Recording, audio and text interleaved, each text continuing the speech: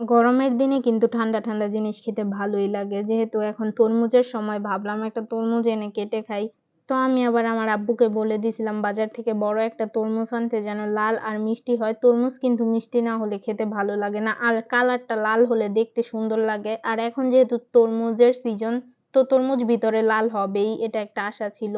আর এখন কিন্তু ভালোই গরম পড়ে, তো বিকাল বেলা একটু তরমুজ কেটে খেতে ভালোই লাগে, দুপুর বেলা আরো বেশি ভালো লাগে। কিন্তু আমার বাবা যেহেতু বাজার থেকে নিয়ে আসছে, আস্তে আস্তে বিকেল হয়ে গেছিল। তারপরে এই জায়গায় আমি তরমুজটাকে ছুরি দিয়ে কাটার অনেক চেষ্টা করতেছিলাম, কিন্তু পারতেছিলাম না।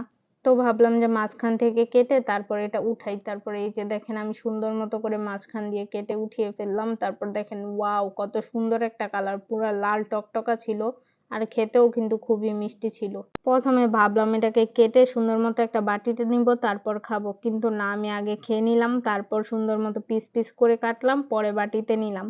তো আমি একটু টেস্ট করতেছিলাম যে মিষ্টিটা ঠিকঠাক আছে কিনা। আর তরমুজটা কিন্তু ঘরে ছোট বড় সবাই পছন্দ করে, আমার কাছেও কিন্তু অনেক ভালো লাগে তরমুজ। আর তরমুজের জুসও কিন্তু ভালো লাগে, ওইটা আমি আপনাদের সাথে আরেকটা ভিডিওতে দেখাবো, তরমুজের জুস আমি কিভাবে বানাই খাই। তো আজকের ভিডিওটা এই পর্যন্তই। সবাই ভালো থাকেন, সুস্থ থাকেন। আমি তরমুজ খেতে থাকি, আপনারাও এই বছরে কে কয়টা তরমুজ খেলেন আমাকে বলে যাবেন। তো সবাইকে আসসালামু আলাইকুম, আল্লাহ হাফেজ।